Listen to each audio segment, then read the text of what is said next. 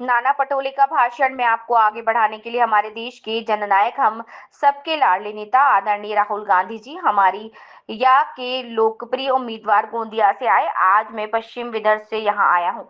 पूरे महाराष्ट्र में लोगों का भरपूर आशीर्वाद है और पूरे महाराष्ट्र में माहौल यह है कि 23 तारीख को परिणाम में विकास अघाड़ी के पक्ष में होगा। महाराष्ट्र के लोग मन में जनता पार्टी है। महाराष्ट्र के किसान बर्बाद हो गए। महाराष्ट्र के युवाओं को बेरोजगारी के अलावा कुछ नहीं मिला। महंगाई आसमान छू रही है और गरीबों का जीना मुश्किल हो गया।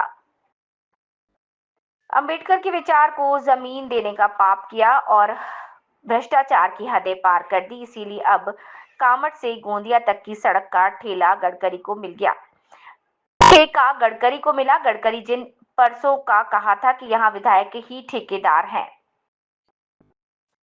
साथ ही साथ खुद अमीर बन गए और अमीर बनकर जब ऐसा समय आया कि खुद गर्दन पे तलवार आई तो हमको छोड़कर चले गए।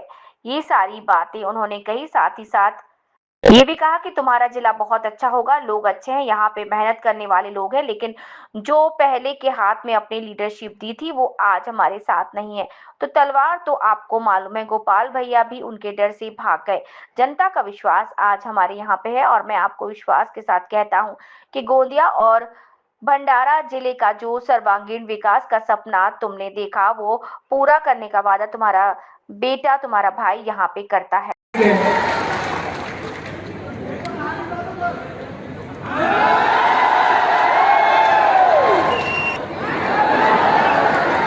बाजार में मोहब्बत की दुकान खोलनी है तो ये पद से चला है। और अजीब सी बात है क्योंकि ये बहुत जरूरी शब्द है, इसका सब लोग प्रयोग करते हैं, मगर राजनीति में ये शब्द गायब था। राजनीति में सिर्फ नफरत, हिंसा, गुस्सा, ये चीजें फैलाई जा रही थी। तो इसलिए हमने सोचा कि देखिए, अगर दूसरे साइड ने नफरत का ठेका ले रखा है तो हम मोहब्बत का ठेका ले लेते हैं और उसमें फायदा भी है। कहने की भी जरूरत नहीं होती, समझाने की भी जरूरत नहीं होती है। ये आपने नेचुरल डीएनए और ये नया नहीं है। मतलब इसके अंदर जो लिखा है ये आजादी के समय की बातें नहीं है। मैं आपसे पूछता हूं, क्या इस संविधान में फूले जी की सोच नहीं है? अंबेडकर जी की सोच है? बुद्ध भगवान की सोच है? नारायण गुरु, बसवना, इनकी सोच नहीं है क्या? तो ये हजारों साल पुरानी किताब है, हजारों साल पुरानी किताब है। इसके अंदर जो है ये हजारों साल पुरानी सोच है। क्या शिवाजी महाराज ने इसके खिलाफ बात बोली थी क्या? जो शिवाजी महाराज कहते थे वो इसके अंदर है। एकता है इसमें, मोहब्बत है इसमें, समानता है इसमें, हर धर्म का आदर है इसमें। इसमें कहीं लिखा हुआ है क्या कि हमें एक दूसरे को मारना चाहिए? तो आपको मैं गारंटी लिख के कह रहा हूं, प्रधानमंत्री जी ने इस किताब को पढ़ा तक नहीं। तो जो इस किताब के अंदर लिखा है उसकी रिस्पेक्ट करते। कैसे पढ़ेगा?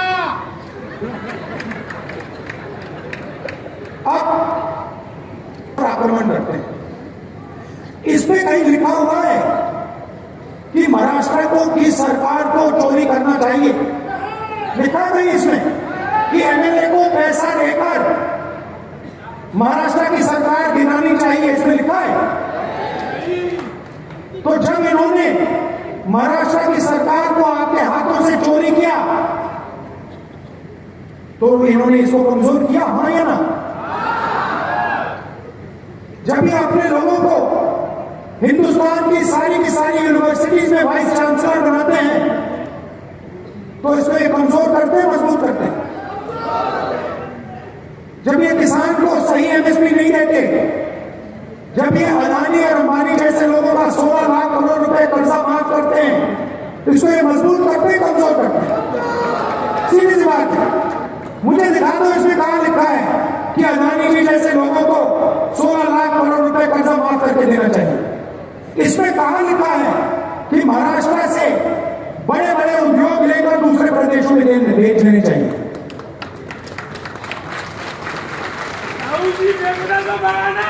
तो 24 घंटा नरेंद्र मोदी, आरएसएस, बीजेपी के लोग इसको खत्म करने लगे हुए। सामने से नहीं बोल सकते, क्योंकि सामने से बोल के गलती से भी बोल दिया तो फिर हिंदुस्तान की जनता एकदम उन पर टूट पड़ेगी। इसीलिए वो छुप कर बंद कमरों में संविधान की हत्या करते हैं।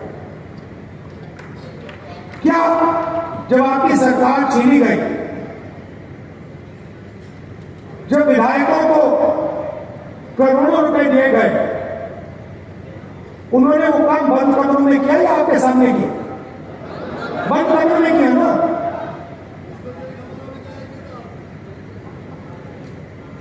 यहां पे धान के किसान, महाराष्ट्र में सोयाबीन, कपास, मैं आपसे पूछना चाहता हूं, आपको सही, मैंने हाथ कभी मिलाया नहीं, मगर मैं जानता हूं बिल्कुल मुलायम हाथ होंगे उनके।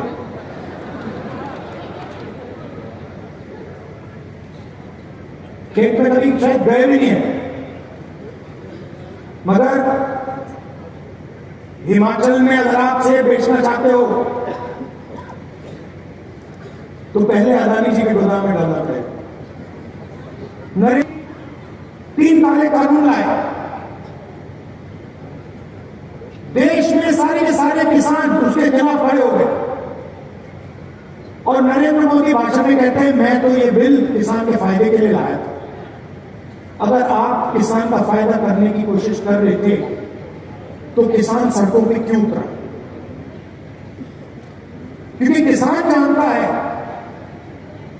कि आप किसान की कभी मदद नहीं करते हो। 16 लाख करोड़ रुपए आपने अरबपतियों को कर्जा माफ किया। मैं पूछता हूं, नरेंद्र मोदी जी ने 10-11 साल में कितने किसानों का कर्जा माफ किया है?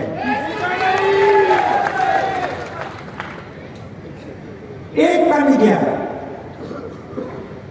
सारा का सारा प्राइवेटाइज कर देते हैं। आस्ते आस्ते शुरू किया, पहले हिंदुस्तान के पोर्ट पकड़ा दिए, उस धारावी की जमीन अदानी जी के हवाले की जाए। और मीडिया में आपको सुना है, मीडिया में आपने कभी टीवी देखते हो, किसान का चेहरा देखा आपने टीवी में? कभी टीवी पर आपने मजदूर को देखा है? कभी बेरोजगार युवा को चिल्लाते हुए देखा आपने? अंबानी की शादी देखी ना, डांस गाना देखा हाथ पे, वहां पे मोदी जी गए थे ना, राहुल गांधी गया था। तो सीधी सी बात है, वो उनके हैं, मैं आपका हूं।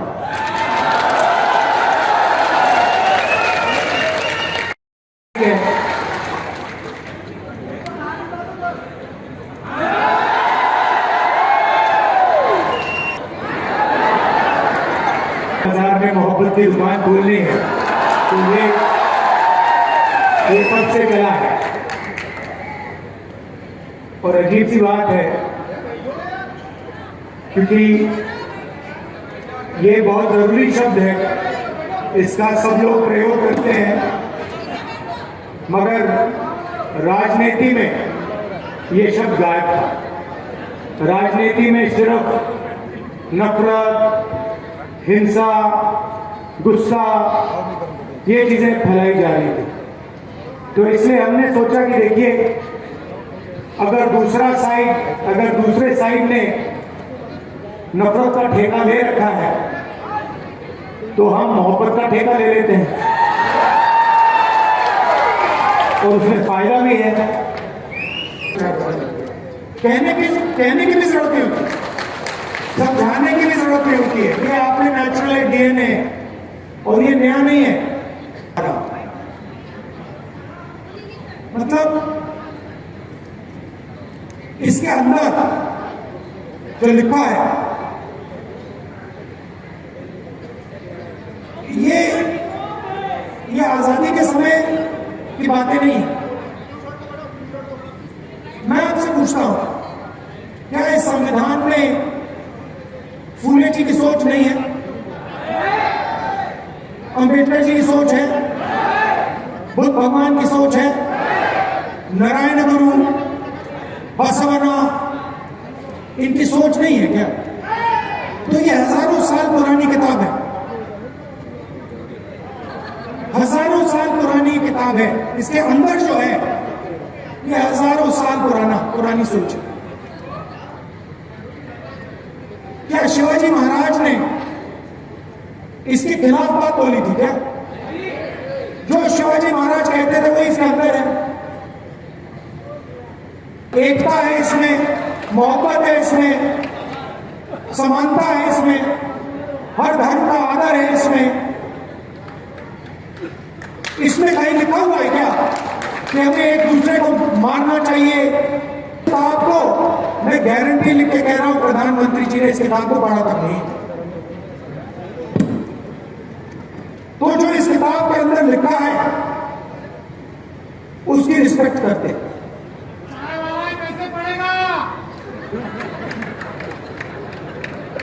अब आक्रमण करते हैं। इसमें कहीं लिखा हुआ है कि महाराष्ट्र की सरकार को चोरी करना चाहिए? लिखा नहीं इसमें कि एमएलए को पैसा देकर महाराष्ट्र की सरकार गिरानी चाहिए? इसमें लिखा है? तो जब इन्होंने महाराष्ट्र की सरकार को आपके हाथों से चोरी किया तो इन्होंने इसको कमजोर किया, हाँ या ना? जब ये अपने लोगों को हिंदुस्तान की सारी यूनिवर्सिटीज में वाइस चांसलर बनाते हैं तो इसको ये कमजोर करते हैं, मजबूत करते हैं। जब ये किसान को सही एमएसपी नहीं देते, जब ये अदानी और अंबानी जैसे लोगों का 16 लाख करोड़ रुपए कर्जा माफ करते हैं, इसको ये मजबूत करते हैं, कमजोर करते हैं। सीधी सी बात है। मुझे दिखा दो इसमें कहां लिखा है कि अदानी जी जैसे लोगों को 16 लाख करोड़ रुपए कर्जा माफ करके देना चाहिए? इसमें कहां लिखा है कि महाराष्ट्र से बड़े बड़े उद्योग लेकर दूसरे प्रदेशों में बेच देने चाहिए?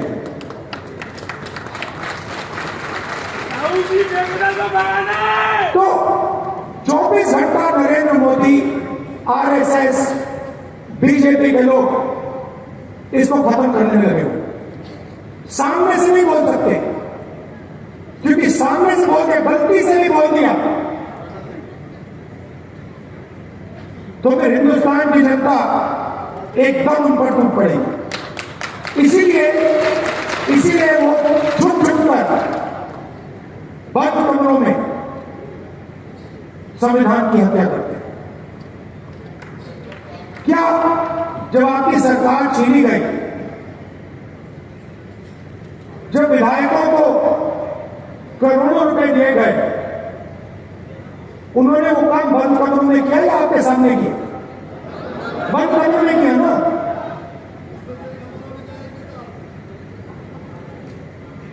यहां पे धान के किसान, महाराष्ट्र में सोयाबीन, कपास, मैं आपसे पूछना चाहता हूं, आप तो सही, मैंने हाथ कभी मिलाए नहीं, मगर मैं जानता हूं बिल्कुल मुलायम हाथ होंगे मुझे।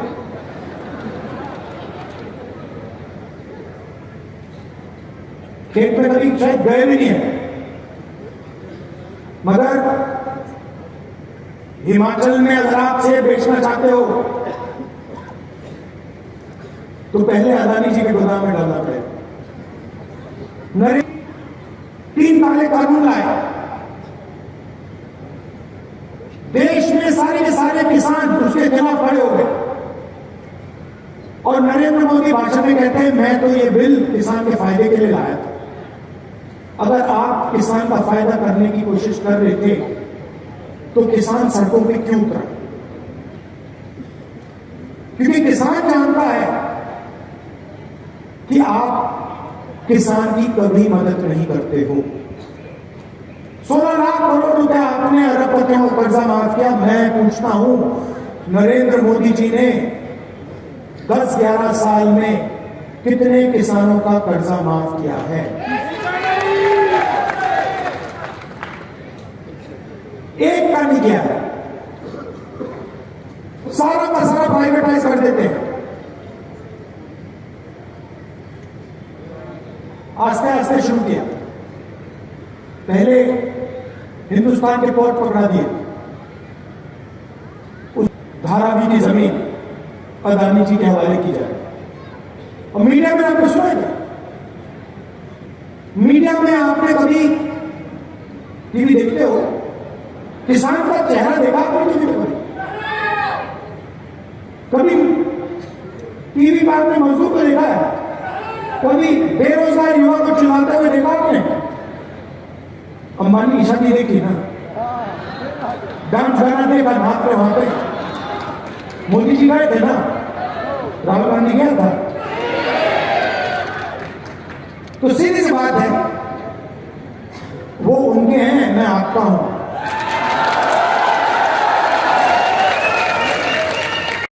आज जे वातावरण आहे हे आता उत्तर महाराष्ट्र, पश्चिम महाराष्ट्र, मराठवाडा आणि आज पश्चिम विदर्भ करून इथं आलेला आणि महाराष्ट्रामध्ये सगळीकडे महाविकास आघाडीच निवडून येईल। जनतेचा प्रतिसाद मोठ्या प्रमाणात पूर्ण महाराष्ट्रामध्ये आहे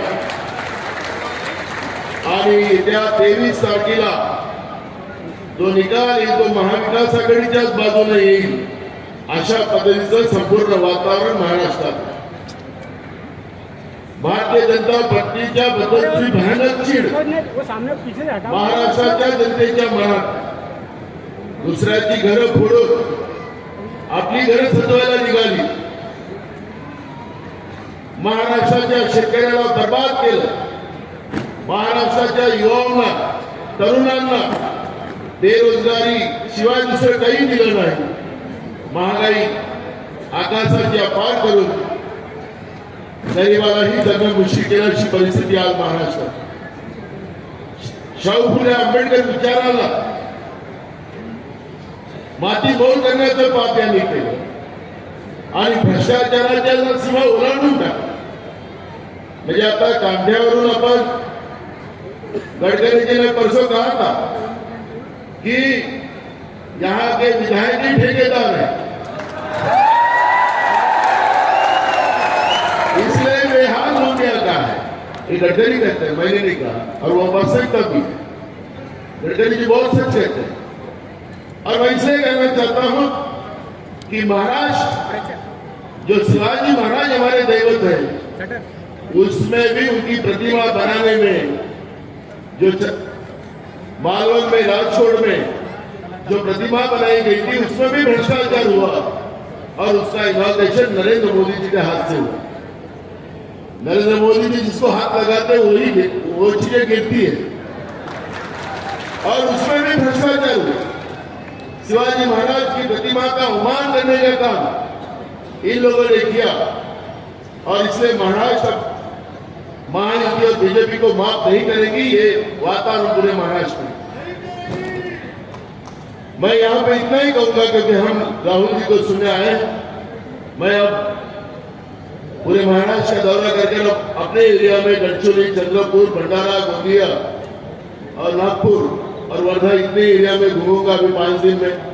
तो हम दोनों और हम लोग मिलते रहेंगे मैं इतना ही कहूंगा कि भंडारा गोंदिया जिले के लिए ये समय हमारे लिए बड़ा महत्व का है। मैं अभी राहुल जी से बात कर रहा था कि हमारे एरिया में कई जगह में इरिगेशन की व्यवस्था नहीं है। आज भी हमारी जो फसल निकलती धान की उसमें दाम नहीं है।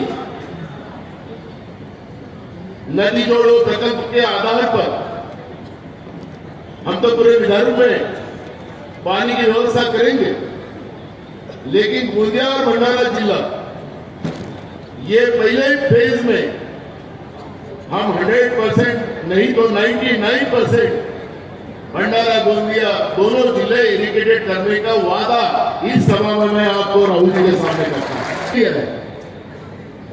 सरकार अपनी आने के बाद एक सुनिश्चित लेवल के आधार पर हमारे किसानों के खेत में पानी, पीने का पानी और औद्योगिक व्यवस्था के लिए पानी और खेती पे आधारित उद्योग हम हमारे एरिया में खड़े करेंगे।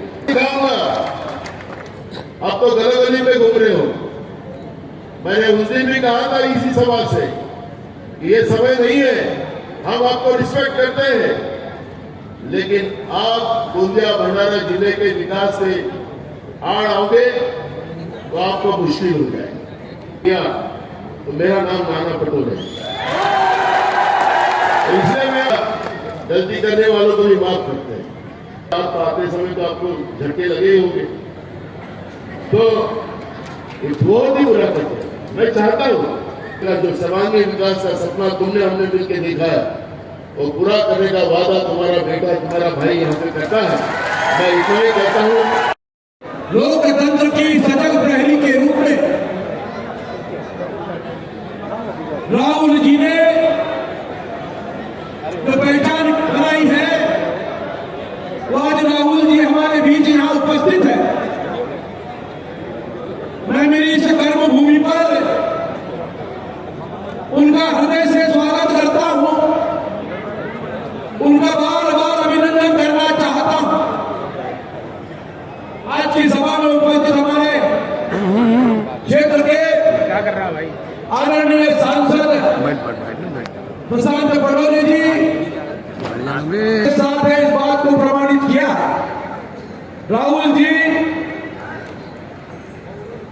मेरा इस कांग्रेस के साथ में 50 साल का एक लंबा रिश्ता रहा।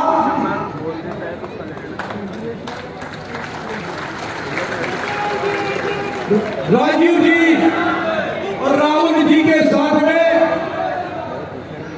एक अजीब संयोग है कि राजीव जी और हमारी आदरणीय नेता सोनिया जी के नेतृत्व के अंदर हमेशा हमने अपने जिले में, अपने क्षेत्र में कांग्रेस को मजबूत करने का काम 50 साल तक किया। लेकिन जब ऐसा लगा कि यहां कुछ सुनवाई में कमी है तो जरूर एक भूल हो गई, और जो भूल मुझसे हुई उसके प्रायश्चित के रूप में मैंने 2 महीने पहले इसी मंच पर चेनीचला जी की उपस्थिति में घर वापसी किया और तब से घर में चैन से नहीं बैठा। लगभग 450 किलोमीटर की पदयात्रा पूरे गोंदिया विधानसभा के चप्पे चप्पे में जाकर लोगों का आशीर्वाद लेने का हमने काम किया और ये उस भूल का प्रायश्चित है। मेरे जीवन पर बहुत बड़ा प्रभाव रहा है। सोनिया जी और गांधी परिवार के साथ में मेरे दिल के रिश्ते हैं, उनके स्नेह और सम्मान मुझे हमेशा मिला और मुझे खुशी है कि पिछली बार जब मोदी जी यहां आए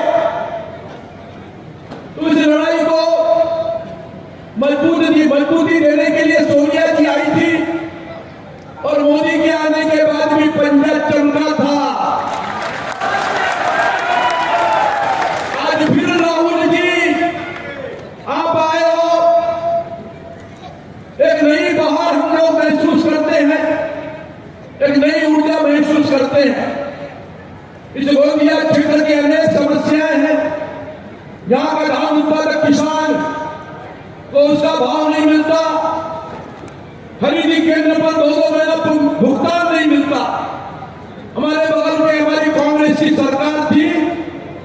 तो 3,100 रुपए क्विंटल का भाव मिलता था। लेकिन यहाँ की सरकार पैसा भी कई बार सोसाइटियां खा जाती है, जैसा हमारे क्षेत्र के आमदार की कृपा से पास की एक संस्था ने पूरे किसानों का करोड़ों रुपया खा गया। और इसलिए मजबूत खरीदी व्यवस्था होना, किसानों को धान का अच्छा मूल्य होना, हमारे गोंदिया के कई प्रश्न हैं। लेकिन गोंदिया में सबके मन में संविधान को बचाने की बात है, जो आपके रहते ही सुरक्षित रह रहा है। और यही बात आज ये खतरा, संविधान का खतरा आज भी बना हुआ है। और इसलिए मैं मेरे क्षेत्र की जनता को ये कहना चाहता हूं कि राहुल जी के नेतृत्व में उस 56 इंची के छाती वाले के साथ मजबूती के साथ अगर कोई लड़ा है तो वो सिर्फ और सिर्फ राहुल गांधी है। जो किसान की बात करता है, जो नौजवान की बात करता है, जो महिलाओं की सुरक्षा की बात करता है, ऐसा नेता बड़े भाग्य से मिलता है। राहुल जी के माध्यम से, उनके नेतृत्व में जब तक के जान है तब तक के इस क्षेत्र में कांग्रेस को मजबूत करने का काम पूरी ताकत से हम सब मिलकर करेंगे। इस बात का उनको विश्वास दिलाता हूं। और इस गोंदिया के धान उत्पादक किसानों को न्याय मिले, यहाँ की सामाजिक जनगणना की जो बात आप करते हो उसका सबको इंतजार है। ओबीसी के लोगों को 27% का जो आरक्षण दिया जाता है वो आपकी जाति जनगणना के माध्यम से ही बढ़ाया जा सकता है। गोंदिया का मेडिकल कॉलेज जल्दी से पूरा हो और गोंदिया में शासन की तरफ से हमारा शासकीय इंजीनियरिंग कॉलेज चालू हो। इस बात का संकल्प लेके मैं गांव गांव तक पहुंचा हूं। इस गोंदिया क्षेत्र के साथ इस गोंदिया जिले को सुजलाम सुफलाम बनाने के लिए हमारे सिंचन प्रकल्पों को गति देना है। और राहुल जी आपके जैसा नौजवान व्यक्ति ही ये सारे दुर्दर्द को समझता है। और निश्चित रूप से हमको एक मां विकास आघाड़ी की सरकार के माध्यम से आप जरूर न्याय दिलाने का काम करेंगे। ये गोंदिया की धरती कांग्रेस की धरती रही है, कांग्रेस को लोगों ने मानने वाली धरती रही है। यहाँ पर हमेशा कांग्रेस का परचम लहराया है, इस बार भी लहराएगा। इस बात का विश्वास आपको देना चाहता हूं।